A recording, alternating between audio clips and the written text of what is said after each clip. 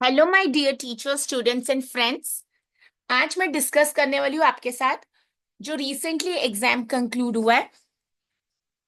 2025 में जो हमारा एग्जाम चल रहा था नेट का, तो 27 जनवरी को ही जो कंक्लूड हुआ है उसके कुछ क्वेश्चंस मैं आपके साथ लेके आई।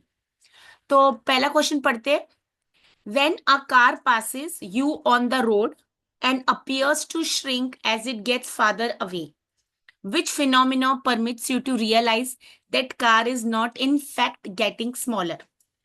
आपको अब ये क्वेश्चन जब आप पढ़ते हैं और अगर हमारी इंग्लिश स्ट्रांग नहीं है या जो भी लैंग्वेज में हम अपीयर करने वाले, अगर आप नेशनल लेवल एग्जाम देंगे नेट एग्जाम, तो आपको हिंदी का ऑप्शन रहेगा। और अगर आप महाराष्ट्र स्टेट से या आप जो अपने गुजरात स्टेट जो भी स्टेट से, आपको वो लैंग्वेज का ऑप्शन रहता है। तो सबसे पहले ना हमेशा क्वेश्चन को अच्छे से समझिए।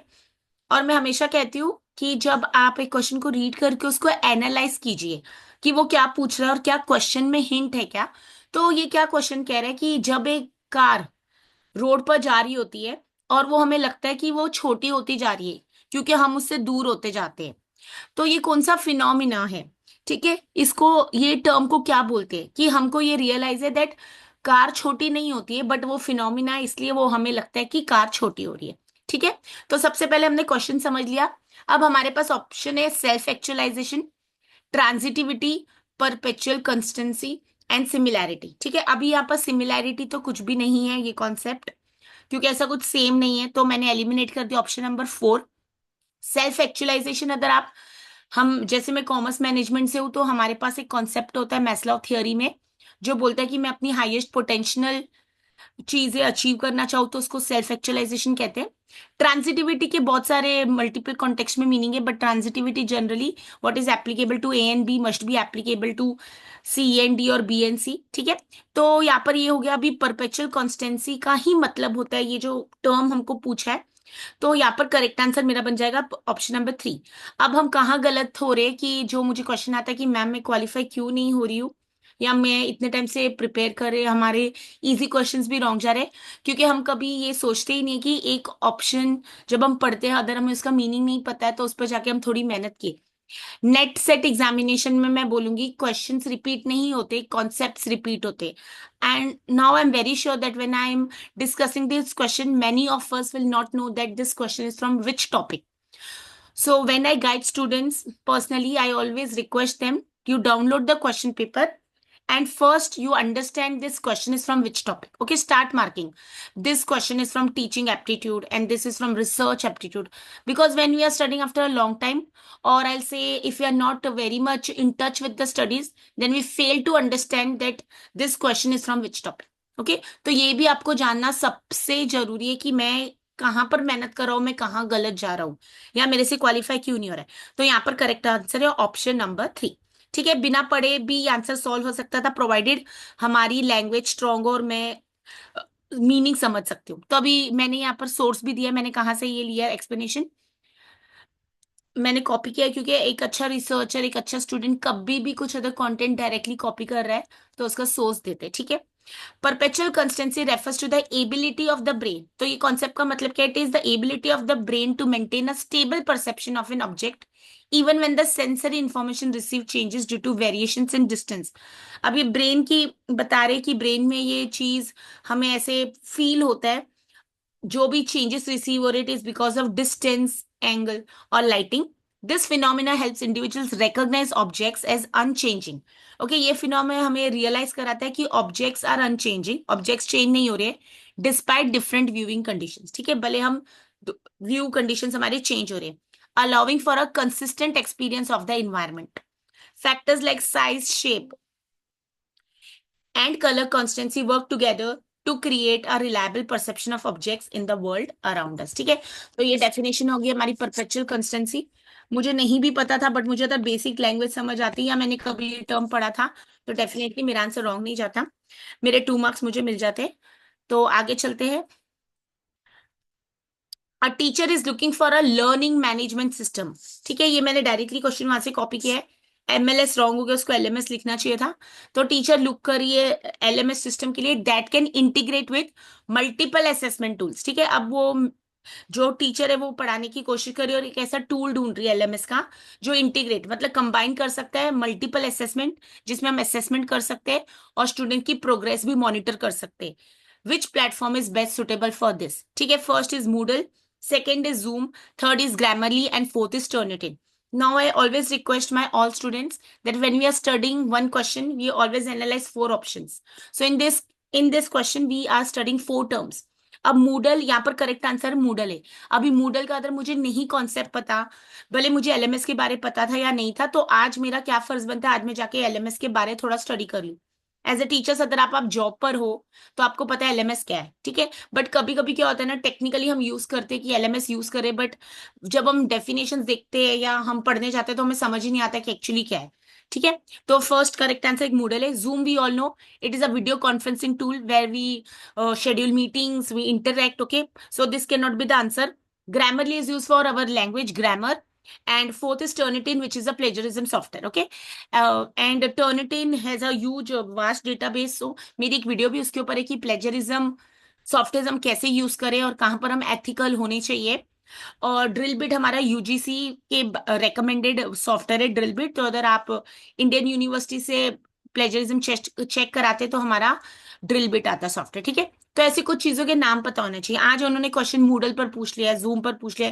There is a probability tomorrow the question will be on something else related to ICT in education और maybe online method tool. Swayam पर हर बार क्वेश्चन आता है. तो यहाँ पर हमारा करेक्ट आंसर है मूडल. बट मुझे पता होना चाहिए था जूम, ग्रामरली और टर्निटिन भी किसके लिए. ठीक है, और एज अ रिसर्चर और नेट जब हम करते हैं और हम टीचर्स बन रहे हैं, ये सारी चीजें हमको आजकल यूजफुल है. तो let's understand what is LMS platform. And LMS और learning management system is a software program that lets you are creating, delivering and report on training courses and programs. There are many LMS to select from, each presenting unique capabilities. बहुत सारे LMS है, हर के पास एक unique capability हम choose कर सकते हैं. Every organization has extraordinary training needs. Each one of training needs, making, figuring out and selecting the proper LMS is a daunting process. ठीक है, कौन सा सही LMS हमारे लिए वो ढूंढना एक बहुत मुश्किल है. तो मैंने थोड़ा सा बताया LMS पर. आज LMS पर क्वेश्चन आ रहे, कल हो सकता है इसके बहुत सारे पॉपुलर कॉन्सेप्ट्स पर आ सकता है relating to this concept. Okay, तो यहाँ पर करेक्ट आंसर ऑप्शन नंबर 1. ये भी यूजीसी 2025 का ही क्वेश्चन है. अब मैंने बताया व्हाट इज मूडल, तो हम पढ़ते ही नहीं, हम सिर्फ एक क्वेश्चन खुश हो जाते हैं करेक्ट आंसर आ गया. मूडल का फुल फॉर्म सबसे पहले देख लिया, अगली बार ये भी क्वेश्चन बन सकता है. Modular object oriented dynamic learning environment. Repeat कीजिए, कुछ चीजें रिपीट करके लर्न होती है. Modular object oriented dynamic learning environment. हो सकता है ऐसा क्वेश्चन आ जाए, क्वेश्चन फुल फॉर्म और फिर बहुत सारे ऑप्शंस दिए हो, तो ऑब्जेक्ट के बदले ऑब्जेक्टिव लिखा हो, ओरिएंटेड के बदले कोई और वर्ड लिखा हो, डायनामिक के बदले डिस्ट्रीब्यूशन लिखा हो. तो करेक्ट हमेशा याद रखिए, Moodle is an open source learning management system. ना what is open source and what is proprietary software, इस पर भी क्वेश्चन आते हैं. That paves the way for digital learning with the capacity to hold various types of learning content. It is SCORM 1.2 standard and compliance system. तो ये software या उनका जो भी है. There are over 20 types of activities can be created as part of learning content design. The learning content or the course material includes simple text files, Microsoft documents, video or audio files, files in portable document format. PDF का full form बहुत बार पूछा गया है. The Moodle platform offers a comprehensive learning arena where students can collaborate under a moderated environment. Participants can study, discuss, take assignments, test and obtain a certificate of completion against the objectives of learning. ठीक है, जैसे हम लोग स्वयं पर भी study कर सकते हैं. Teachers would be able to create and update course material in various forms as already mentioned. Define the course format and set target for students both in terms of timelines and minimum grade to course completion. ठीक है, तो आपको समझ आया Moodle क्या है. और अगली बार ये मूडल पर क्वेश्चन नहीं आ रहा है तो दूसरी चीज पर आ सकते हैं. कोर्सेरा जैसे उदेमी ये सब क्या है उस पर भी क्वेश्चन आते हैं. जो भी नया वर्ड सीखा, open source learning management system Moodle, उसके लिए आज ही स्टडी कर लिए, कल के लिए कुछ भी नहीं रखिए. Which of the following are the benefits of metacognition. हर बार ये क्वेश्चन आ रहा है पेपर 1 में. कभी मेटाकॉग्निशन का मीनिंग आता है, कभी उसको थोड़ा घुमा फिरा के पूछते हैं. I always say questions are not repeated, concepts are definitely repeated. Metacognitive practices help learners to plan, monitor and evaluate their own progress. Metacognitive practices make a unique contribution to learning over and above the influence of cognitive ability. Metacognitive practices help to improve academic achievements of learners, and metacognitive skills help students to transfer what they have learned from one context to the next. Now choose the appropriate. If you are appearing for the examination for the first time, now यहाँ पर देखिए coding है, A and D, B and C, A B C and D या C, या तो बोल रहे एक ही स्टेटमेंट हो सकती है या चारों, या कोई दो बता रहे, ठीक है। अब पहले सबसे पहले मुझे मेटा कॉग्निशन का मीनिंग ही नहीं पता, तो मैं आंसर कैसे सॉल्व करूँ। That is I always say, जब भी आप मेरे चैनल से जुड़ते हैं आप लिखिए कि आज मैम क्या पढ़ा रहे हैं। जैसे आज मैं टीचिंग एप्टीट्यूड की क्वेश्चंस डिस्कस करी हूँ यूजीसी 2025 पर। और अगर अब तक अपने मेरे चैनल को लाइक शेयर और सब्सक्राइब नहीं किया है तो कर लीजिए, मुझे भी थोड़ी सी मोटिवेशन आती है। मेरे सेशंस या तो फ्रीली अवेलेबल है। Metacognition is the process of thinking about controlling and monitoring one's own learning and memory. तो ये metacognition का एक प्रोसेस है जो थिंकिंग, कंट्रोल और मॉनिटर, हम खुद के बारे जब अपनी लर्निंग एंड मेमोरी को थिंक कर सकते हैं, control and monitor. It's the ability to reflect on one's own thought processes and learning strategies, ठीक है। हमें एबिलिटी है कि हम अपने थॉट प्रोसेसेस पर रिफ्लेक्ट करें and to adjust them accordingly in today's fast pace and informative driven world. आज की दुनिया बहुत फास्ट है और बहुत सारी इंफॉर्मेशन अवेलेबल है। Metacognition has become a crucial component of successful learning and memory, ठीक है। तो यहाँ पर बेनिफिट्स ऑफ मेटाकॉग्निशन क्या है, उससे हमारी इंप्रूव्ड अंडरस्टैंडिंग होती है because it helps us understand the relationship between new information and their existing knowledge. This deeper understanding enables them to make connections, identify gaps in the knowledge, and adapt their learning strategies accordingly. Better retention, reproduce भी कर पाएगा, तो retain कर पाएंगे हमने क्या पढ़ा है वो हम रिफ्लेक्ट कर रहे हैं। तो जब हम बार बार सोचते हैं कुछ चीज को रिफ्लेक्ट करते हैं, उससे हमारी मेमोरी बढ़ती है, और जब मेमोरी बढ़ती है इंफॉर्मेशन को रिटेन करना इजी हो जाता है, फिर बाद में वो याद भी आ जाती है। Enhance problem solving skill, this is very very important. तो मेटाकॉग्निशन हेल्प करती है लर्नर्स को प्रॉब्लम्स आइडेंटिफाई करो, उनको स्टडी करो, उनके सॉल्यूशंस ढूंढो। By thinking critically about their own thought processes, learners can develop creative and practical solutions, ठीक है। And increase self awareness, metacognition foster self awareness. पिछली बार एक क्वेश्चन आया था कि हम डिस्कस करें कौन से मार्क्स कम आए हैं, तो जब हम अपने आप को रिफ्लेक्ट करते उसको मेटाकॉग्निशन करते, which is essential for setting goals, tracking progress. तो अगर मैं एक्सप्लेनेशन पढ़ लेती हूँ तो इस हिसाब से अगर मैं क्वेश्चन पर जाती हूँ तो क्वेश्चन के सारी स्टेटमेंट्स एप्लीकेबल है। तो here the correct answer should be A B C and D, क्योंकि मेटाकॉग्निटिव प्रैक्टिसेस हेल्प करता है learners to plan, monitor and evaluate. तो A has to be in the answer. Metacognitive practices make a unique contribution to learning over and above the influence. This is also correct. Now, if you are hearing or reading cognitive ability or metacognition for the first time, I always suggest and recommend आज ही उस concept को clear कर ले। Metacognitive practices help to improve academic achievements of learners, yes, and metacognitive skills help students to transfer what they have learned from one context to the next. So here the correct answer should be A, B, C, and D. अब तक result नहीं आया, हम उसकी wait कर रहे हैं। Next देख लेते हैं list one with list two. अब जब भी आपके पास मैथ का कॉलम आता है आपको क्या याद रखना है कि आप है ना पहले लिस्ट वन की हेडिंग पढ़े और फिर लिस्ट टू की हेडिंग पढ़े, ठीक है। तो यहाँ पर सबसे पहले लिस्ट वन में बता रहे कोऑपरेटिव लर्निंग स्ट्रेटेजीज, और लिस्ट टू में हमारे पास है मीनिंग। तो मतलब ये किसी चीज को डिफाइन कर रहे हैं। तो पहले ए वाला कॉलम में पढ़ लेती हूँ। Round robin brainstorming, numbered heads together, fish बोल एंड पीयर टीचिंग। अब इसमें से हो सकता है मैंने कभी भी कुछ नहीं सुना है। लिस्ट टू में मीनिंग क्या डिफाइन को लर्निंग स्ट्रेटेजीज को।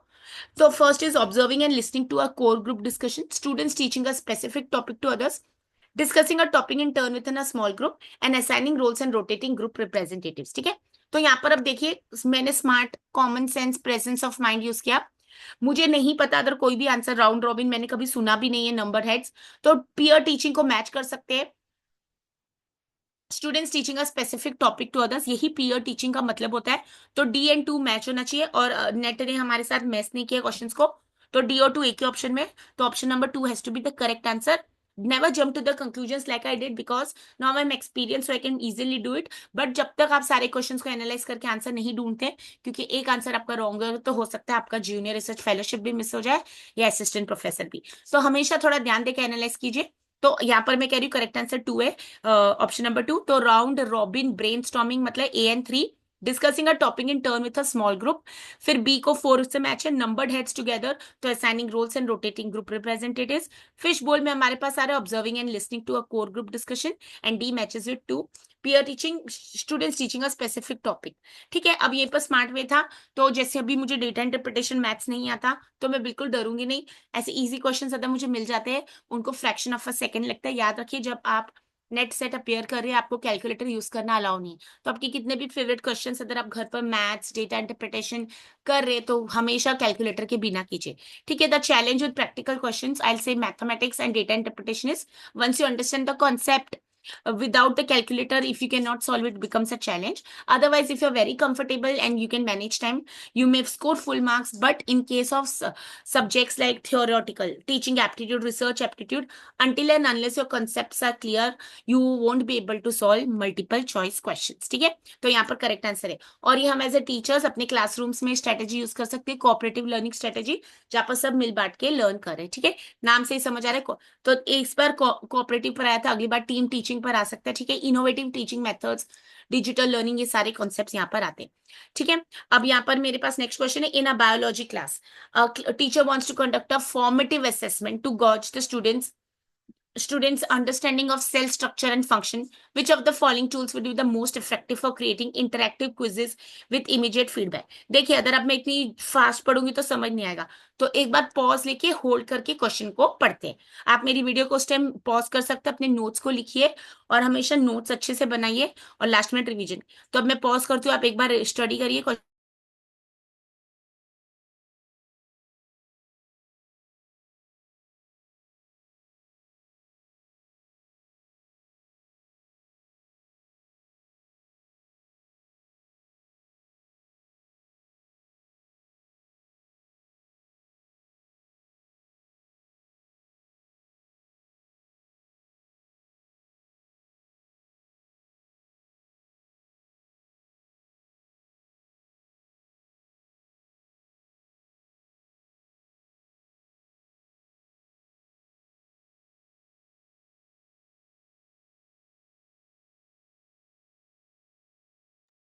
चलिए, in a biology class a teacher wants to conduct a formative.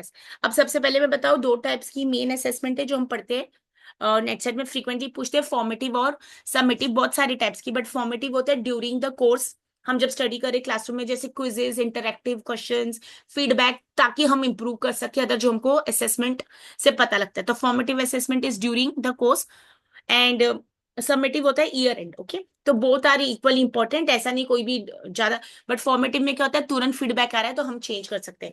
Submissive में क्या होगा, ईयर एंड में स्टूडेंट मेरी ईयर से स्टडीज, मतलब मैं उसकी क्लास टीचर नहीं रही, सब्जेक्ट चेंज हो गया, तो वहां पर इंप्रूवमेंट पॉसिबल नहीं है। So teachers want to conduct a formative assessment to gauge the students understanding.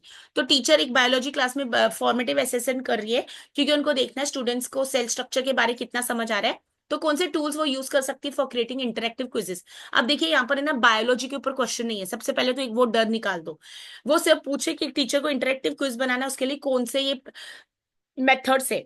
ठीक है, तो सबसे पहले गूगल फॉर्म्स है, एडोब, इलस्ट्रेटर, कहूट और ऑडासिटी एंड कैम्टेशिया। ठीक है, अब ये सारे नाम है, हमको पता भी नहीं है क्या होते हैं।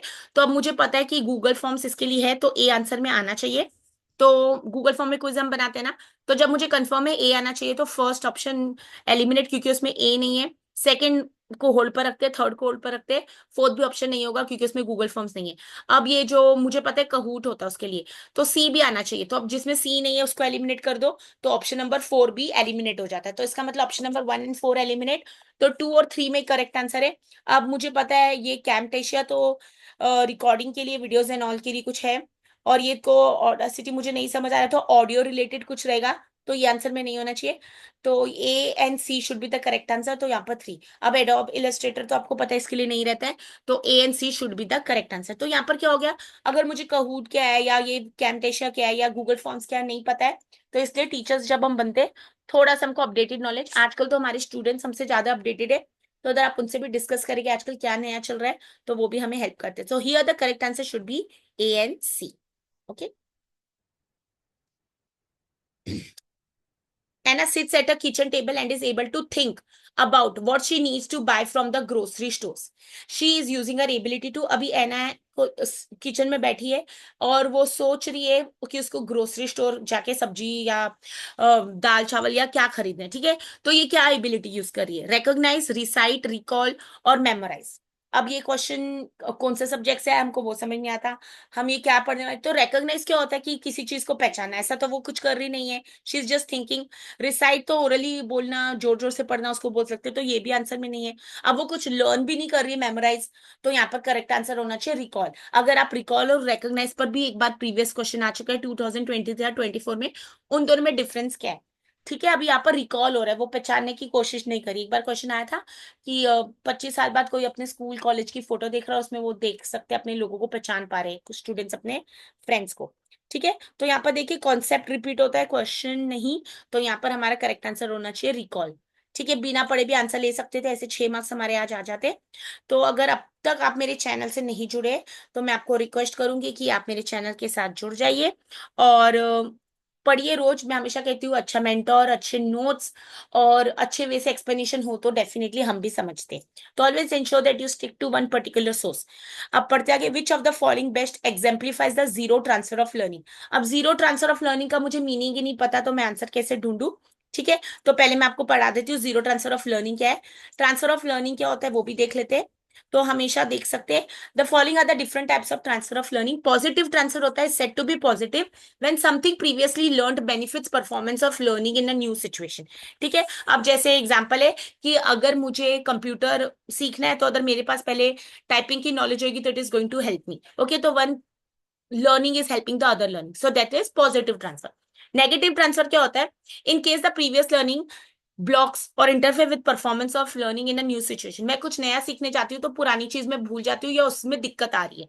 अब यहाँ पर मैंने एग्जांपल दिया, जैसे अगर छोटे बच्चे को मैं सिखाती हूँ B U T is but, P U T is put. ठीक है, वो भूल जाता है कि ये दोनों में क्या डिफरेंस है, या फिर वो एक लर्न करने जाता है तो उसको पुराना वाला भूल जाता है वो।